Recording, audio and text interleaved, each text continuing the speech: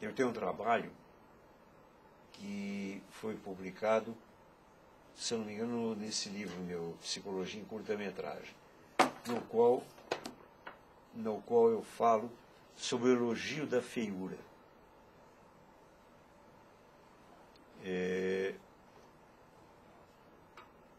Quando criança, eu tinha orelha de abano.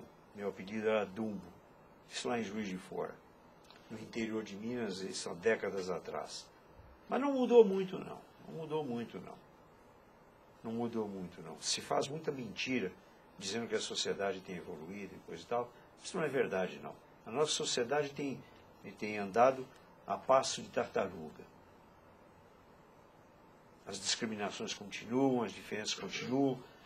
Se você entrar com um terno Armani para pedir um emprego, você é tratado de um jeito. Se você for vestido de maneira pobre, você é tratado de outra forma.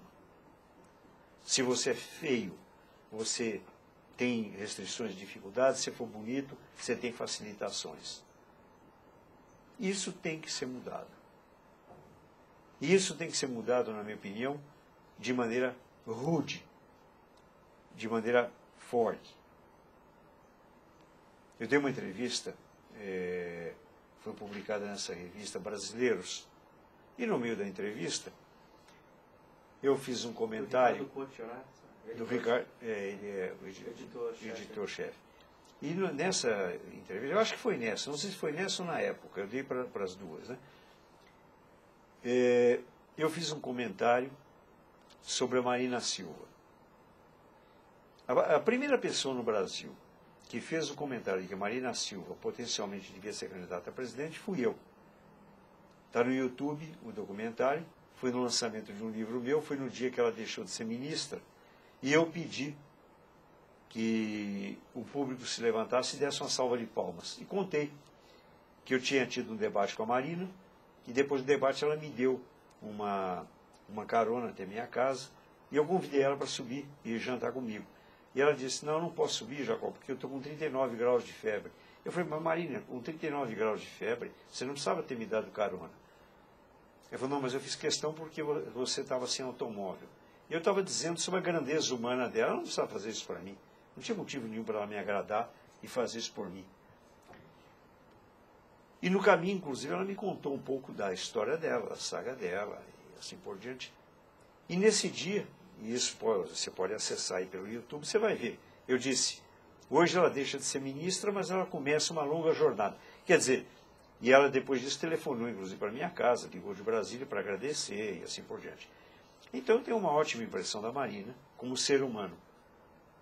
Não vou declinar meu voto, porque a minha posição política é anarquista. Então eu não voto.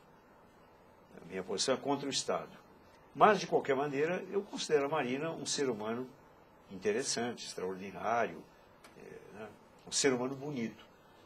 Mas eu comentava na entrevista que ela ia ter dificuldade como candidata porque ela é uma mulher feia. Aquilo foi um horror. Uma porção de gente me telefonou e falou, não, mas como? Você disse que a Marina é feia? Eu falei, mas meu Deus do céu. Ela não é Gisele Bündchen. E nem tem que ser. E quem é que disse que para ser presidente da República tem que ser bonito? E quem é que disse que para ter sucesso ou êxito, ou para a gente amar alguém, essa pessoa tem que ser bonita? Existe um provérbio alemão que diz, a gente ama alguém não é por causa de, é apesar de. E não só, assim, e como é construído os parâmetros de beleza, né? A mãe a gente tem um outro atleta cego que deu entrevista pra gente, junto com a mãe dele, aliás, a mãe dele fala super bem, eles são do Sul, de Brusque. E aí a mãe dele, no dia da entrevista, virou pra gente e falou assim, às vezes eu tô com meu filho, andando na rua, ou alguma amiga minha, que não vê a gente há muito tempo, eu encontro, ela vira pra mim e fala assim, nossa, teu filho tá tão bonito, nossa, como ele cresceu, como ele tá bonito, como é que ele é cego, né? Aí ela, assim, indignada, falou assim, pô, mas ou seja, por ele ser cego, quer dizer que ele não é bonito, assim, sabe? Então, assim, há uns 10 minutos atrás, eu estava falando de que a gente ainda está na mesma, assim, nós não evoluímos, né, nesse sentido. Mas o senhor não acha que talvez com essa preocupação cada vez maior com a estética, com a beleza, e cada vez, assim, algo mais, assim, afinado do que é ser bonito e do que não é. Você acha que isso também não está levando a gente nem assim para os degraus abaixo, assim, para os degraus abaixo? Eu acho bem colocado. Eu acho bem colocado. Em alguns aspectos, eu costumo brincar, às vezes, e dizer que a gente tem a ilusão de que Hitler perdeu a guerra. Eu costumo brincar e dizer que isso talvez seja ilusão. Na verdade, quem ganhou a guerra foi Hitler.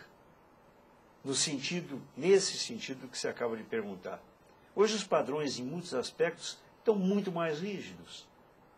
Você hoje é praticamente obrigado a ser rico, ter uma beleza imposta por padrões que vão desde a cirurgia plástica até uma moda completamente arbitrária. Não é? Você vê um desfile de moda, às vezes eu assisto um desfile de moda, me dá a impressão de um zoológico caricaturado. Não vejo beleza nenhuma naquela roupa, não vejo beleza nenhuma naquele andar. Aquele andar esquisito, coisa esquisita. Que as mulheres andando daquele jeito. Isso aí me lembra uma feira de escravas brancas ou negras vendidas no fim da Idade Média. A exposição da mulher, a exposição da criança. Em muitos aspectos, quem ganhou a guerra foi o fascismo. Onde é que está a democracia disso? Onde é que você vê o desfile, por exemplo, de homens e mulheres sorridentes, com ternura, independente de ter mais 5 quilos ou menos 5 quilos? Mas com espontaneidade. Com espontaneidade, com transparência. Dá a impressão que quanto menos humano, a venda não é só a venda do corpo e a venda do sexo, é a venda da alma. O que eu gostaria de deixar claro, e não é fácil de deixar claro, porque as pessoas resistem, é que, na verdade, todos nós temos deficiências. A grande mentira que é contada é que existem algumas pessoas que são perfeitas e outras que são imperfeitas. Isso é mentira. Eu que sou psicanalista, que trabalho com o anverso, eu que conheço ângulos da personalidade que normalmente não são expostos, eu posso dizer que todos nós temos aleijões. O ser humano nasce imperfeito, vive imperfeito e morre imperfeito. Você olha uma pessoa e diz, eu costumo ver essa bobagem aqui, ai, conheci um gatão que é um deus grego. Ah, sabe, às vezes é um deus grego, mas tem um pênis desse tamanhozinho. Ou às vezes tem um pênis grande, mas não funciona. O ser humano é deficitário. Todos nós temos dificuldades, diferenças profundas. Uns disfarçam mais e outros são mais aparentes. Um tem a paraplegia, a tetraplegia, outro nasceu com uma deformidade. Eu tive um caso aqui que me impressionou muito, que era de um sujeito, você olhava para ele de roupa, você dizia, puxa, mas que coisa, que corpo impressionante, que aparência, né, bem feita e coisa e tal. Esse sujeito tinha feito um regime, tinha perdido aí, sei lá, acho que 30, 40 quilos. Na verdade, o corpo dele estava todo deformado.